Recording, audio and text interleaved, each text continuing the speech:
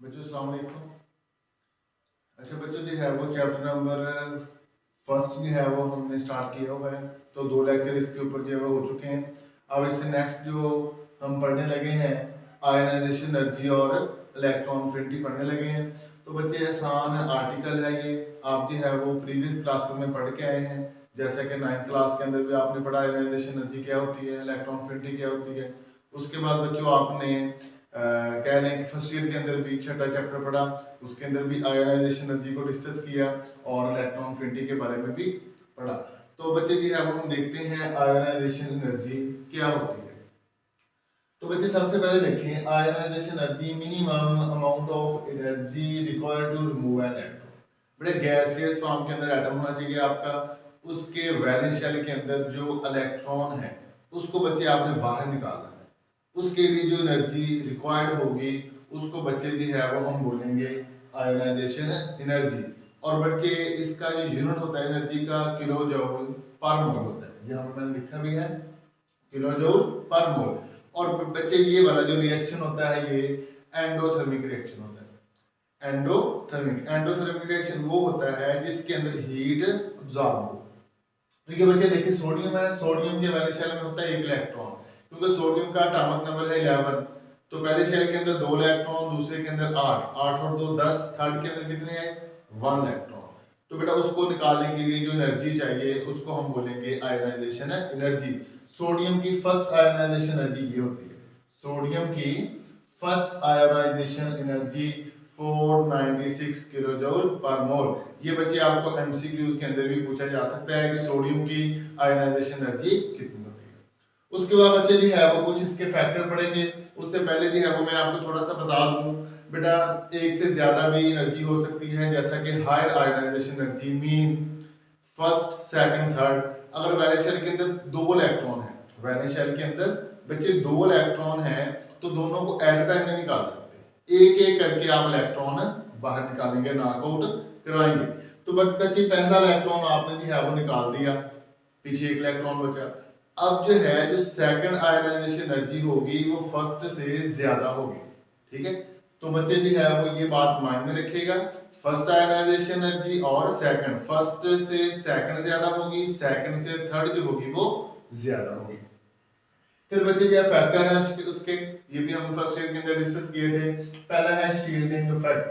बच्चे shielding effect होता है कि कोई एटम है उसके न्यूक्लियस, कोई आपके पास एटम है उसके वैलेंस शेल के अंदर कोई इलेक्ट्रॉन मौजूद है। तो बेटा जो अंदर वाले इलेक्ट्रॉन होते हैं, अंदर वाले जो शेल होते हैं उनमें जो इलेक्ट्रॉन मौजूद होते हैं वो क्या करते हैं, बैरूनी शेल के अंदर मौजूद इलेक्ट्रॉन की जो अट्रैक्शन होती है न्यूक्लियस के साथ उसको कम कर देते हैं, उसको हम बोलते हैं शील्डिंग इफेक्ट। तो बेटा शील्डिंग इफेक्ट जो है ये टॉप टू बॉटम जो है वो बढ़ता है, जैसे जैसे नंबर ऑफ शेल बढ़ेंगे शील्डिंग इफेक्ट की वैल्यू बढ़ती जाएगी। जैसे जैसे शील्डिंग इफेक्ट इंक्रीज होगा आयोनाइजेशन एनर्जी क्या होगी, डिक्रीज होगी, आयोनाइजेशन एनर्जी डिक्रीज होगी। न्यूक्लियर चार्ज, बच्चे न्यूक्लियर चार्ज कब ज्यादा होगा, जब नंबर ऑफ शेल कम होंगे। जैसे जैसे नंबर ऑफ शेल कम होंगे न्यूक्लियर चार्ज बढ़ेगा, जब न्यूक्लियर चार्ज बढ़ेगा आयोनाइजेशन एनर्जी आपकी इंक्रीज होगी। क्यों बेटा, जो है इलेक्ट्रॉन की न्यूक्लियस के साथ अट्रैक्शन हो जाएगी, फिर उतनी ज्यादा एनर्जी प्रोवाइड करनी पड़ेगी उसको बाहर निकालने के लिए। फिर बच्चे जो है वो एटॉमिक रेडाई, मतलब कि साइज। बेटा साइज का फैक्टर तब बढ़ता है जब नंबर ऑफ शेल बढ़ते हैं। तो बच्चे जब नंबर ऑफ शेल बढ़ेंगे तो साइज क्या होगा आपके पास जो है, ठीक है। नंबर ऑफ शेल बढ़ेंगे, एटॉमिक साइज जितना ज्यादा होगा आयोनाइजेशन एनर्जी उतनी कम होगी, क्योंकि जब साइज बहुत ज्यादा हो जाएगा न्यूक्लियस के साथ जो अट्रैक्शन होगी वो बहुत कम हो जाएगी, तो इजीली इलेक्ट्रॉन को हम रिमूव करवा सकते हैं। फिर बच्चे नेचर ऑफ ऑर्बिटल, अब आपको पता होना चाहिए कि ऑर्बिट क्या होते हैं और ऑर्बिटल। बेटा इसके अंदर बहुत फर्क है ऑर्बिट और ऑर्बिटल। तो बच्चे देखें यहाँ पे मैंने लिखा है ऑर्बिटल, ये बोलते हैं सब शेल को, एसपीडीएफ को। जो ऑर्बिट होते हैं उसको शेल भी कहते हैं, केएलएमएन। तो बच्चे एस है, एस का साइज बहुत स्मॉल है, तो बेटा इसकी आयोनाइजेशन एनर्जी ज्यादा होगी, इसमें वैलेंस शेल में से इलेक्ट्रॉन निकालना बहुत मुश्किल होगा। उससे बाद है वो पी, फिर डी, और सबसे आसान जो होगा वो किस में से होगा, एफ में से। क्यों, उसका साइज है वो ग्रेटर होता जाएगा। अब बच्चे जो है वो हम नेक्स्ट देखते हैं, उसकी कुछ जो है वो एक्सेप्शनल केस है। तो एक्सेप्शनल केस के अंदर हम देखते हैं एक्सेप्शनल केस। उसने कहा कि आयनाइजेशन एनर्जी की वैल्यू जो है वो लेफ्ट टू राइट बढ़ती है। बेटा लेफ्ट टू राइट बढ़ने का मकसद ये है, उसकी रीजन ये है कि जो आपके पास जो है वो एटॉमिक नंबर है ना, लेफ्ट टू राइट वो इंक्रीज होता है। जब left to right atomic number increase होता है तो शेल नहीं बढ़ता, उसी शेल के अंदर इलेक्ट्रॉन ऐड होते जाते हैं, तो वहां पे थिक क्लाउड बनता जाता है, न्यूक्लियस के साथ अट्रैक्शन ज्यादा होती है, तो न्यूक्लियर चार्ज बढ़ने लग जाता है। तो जब बेटा न्यूक्लियर चार्ज बढ़ने लग जाता है तो फिर आप क्या कहते हैं, आयनाइजेशन एनर्जी ज्यादा होने लग जाती है। लेकिन बच्चा यहाँ पे आपके पास दो एक्सेप्शनल केस आ गए, वो कौन से? Lesser ionization energy in group third than second. बेटा यहाँ पे ये बात जरा ध्यान से समझ लेना, बेटा थर्ड की आयनाइजेशन एनर्जी ज्यादा होनी चाहिए सेकंड से, लेकिन यहाँ पे एक्सेप्शनल केस क्या है कि थर्ड की कम है सेकंड से। लेकिन हम कह रहे हैं कि जब हम लेफ्ट से राइट जाएं, जब लेफ्ट से राइट जाएं तो आयनाइजेशन एनर्जी बढ़ती है, ये हम शुरू से पढ़ते आ रहे हैं, ऐसा है, पॉसिबल है ऐसा। जब टॉप टू बॉटम आते हैं, टॉप से बॉटम आते हैं, तो बच्चे आयनाइजेशन एनर्जी कम होती है, क्यों? नंबर ऑफ शेल बढ़ते हैं। तो यहाँ पे नंबर ऑफ शेल तकरीबन जो है वो कम होते हैं या कांस्टेंट रहते हैं या डिक्रीज होते हैं। तो बच्चे यहाँ पे देखें, मैंने जो है वो फिफ्थ ग्रुप और जो है सिक्स का भी जिक्र किया, और पहले मैं उससे करता हूँ थर्ड और सेकंड का। बच्चे जो थर्ड है इसके अंदर आ जाते हैं बोरॉन, एल्युमिनियम वगैरह एलिमेंट, ये पी ब्लॉक एलिमेंट है। जो सेकंड ए है ये कौन सा है? ये एस ब्लॉक एलिमेंट है। तो बच्चे एस ब्लॉक एलिमेंट जो है क्या है, उसका साइज समान है, पी का साइज उससे जरा ग्रेटर है। तो पी की जो पेनिट्रेटिंग पावर है वो एस की निस्बत जो है वो कम है। तो इस वजह से जो है वो कह लें कि एस में से इलेक्ट्रॉन निकालना जरा टफ है, तो पी से इलेक्ट्रॉन जो है वो इजीली हम रिमूव करवा सकते हैं। फिर बेटा आ जाता है फिफ्थ ग्रुप। फिर क्या होता है, थर्ड से लेके फिफ्थ तक इंक्रीज होती है। फिर बच्चे छठे ग्रुप की एनर्जी जो है वो ज्यादा होनी चाहिए फिफ्थ से, लेकिन यहाँ पे क्या है, मैंने लिखा है कि फिफ्थ ग्रुप है high ionization energy than sixth A. बेटा छठे ग्रुप की आयनाइजेशन एनर्जी फिफ्थ से ज्यादा होनी चाहिए, लेकिन छठे की कम है, फिफ्थ ग्रुप की क्या है, ज्यादा है। वो देखते हैं हम क्यों ज्यादा है। तो बच्चे मैंने जो है ना फिफ्थ ग्रुप से एक एलिमेंट ले लिया और एक मैंने ले लिया छठे ग्रुप से। तो नाइट्रोजन और ऑक्सीजन, इसका एटॉमिक नंबर आपको पता होना चाहिए। तो ये बेटा मैंने इसकी ऑर्बिटल ड्रा कर ली है। अब यहाँ पे देखें एक्स वाई जी सभी के अंदर एक एक इलेक्ट्रॉन। अब यहाँ पे एक्स वाई और जी के अंदर भी है वो इलेक्ट्रॉन आपके पास एक एक्स्ट्रा है, यहाँ पे देखिए। तो बच्चे यहाँ पे क्या हो रहा है, रिपल्शन हो रही है, ये एक दूसरे को पहले ही रिपेल कर रहे हैं। इलेक्ट्रॉन इलेक्ट्रॉन की क्या हो रही है, यहाँ पे रिपल्शन हो रही है। तो बेटा थोड़ी सी एनर्जी जो है वो प्रोवाइड करेंगे, तो यहाँ से इलेक्ट्रॉन आसानी के साथ निकल जाएगा, जबकि इस इलेक्ट्रॉन को निकालना जरा जो है वो टफ होगा। तो ये जो है वो इसकी रीजन थी। अब बेटा जो है वो एप्लीकेशन आ गई इसकी। पहले लिखी है मेटालिक रिएक्टर। बेटा जितनी भी मेटल्स हैं उनकी आयनाइजेशन एनर्जी जो है वो कम होती है, क्यों? उनकी इलेक्ट्रोपॉजिटिविटी ज्यादा होती है। फिर बच्चे जो है वो मेटल की आयनाइजेशन एनर्जी कम, नॉन मेटल की आयनाइजेशन एनर्जी ज्यादा।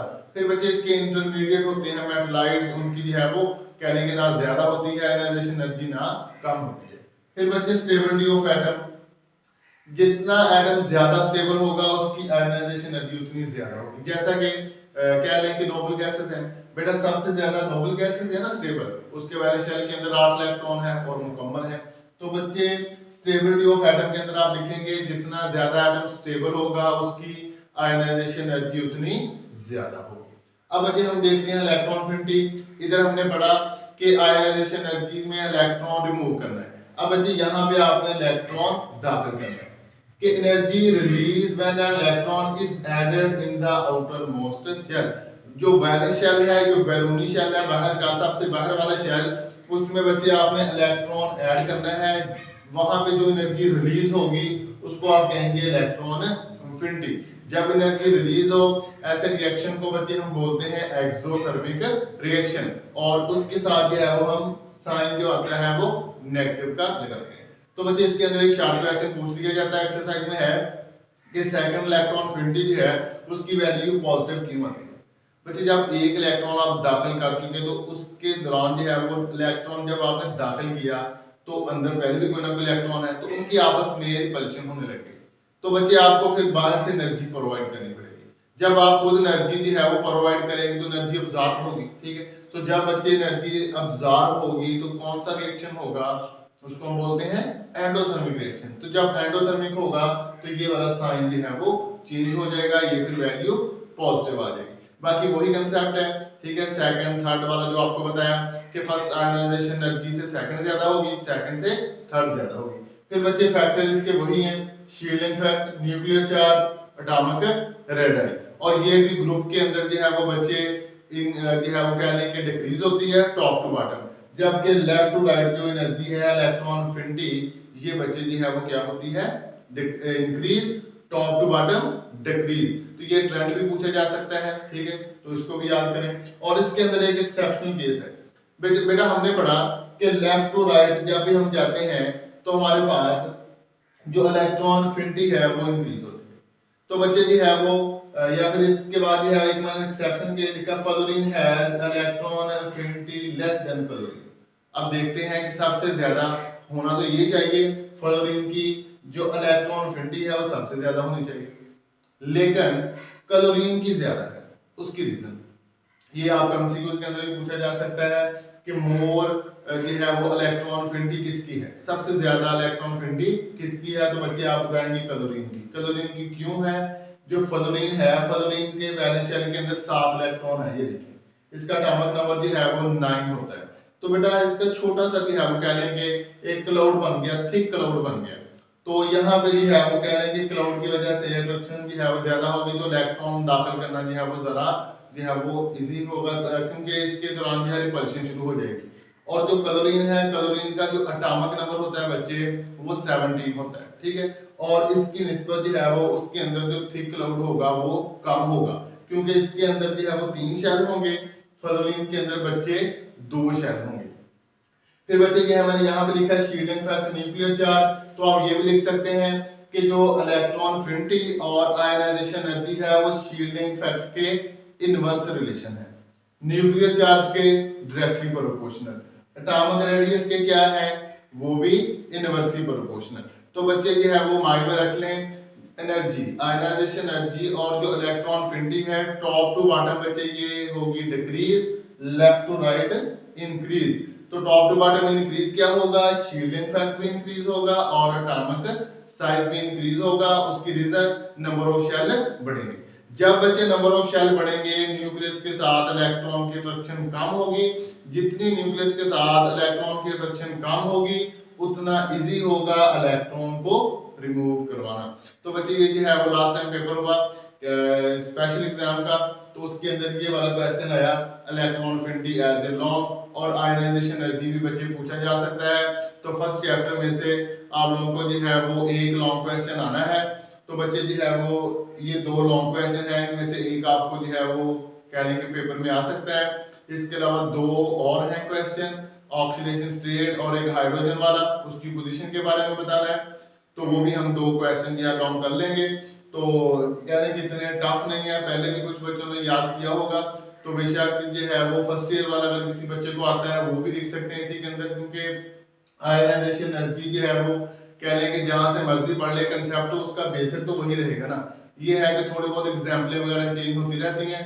तो बच्चे जहां से मर्जी जो है वो आयनाइजेशन एनर्जी और इलेक्ट्रॉन अफिनिटी आप याद कर सकते हैं, ठीक है बच्चे जो है वो। फिर जो है इसमें से 1-2 शॉर्ट क्वेश्चन भी आ सकते हैं, एक्सरसाइज के अंदर मौजूद हैं, तो वो भी जो है वो देख लीजिएगा, ठीक है। अल्लाह हाफिज़।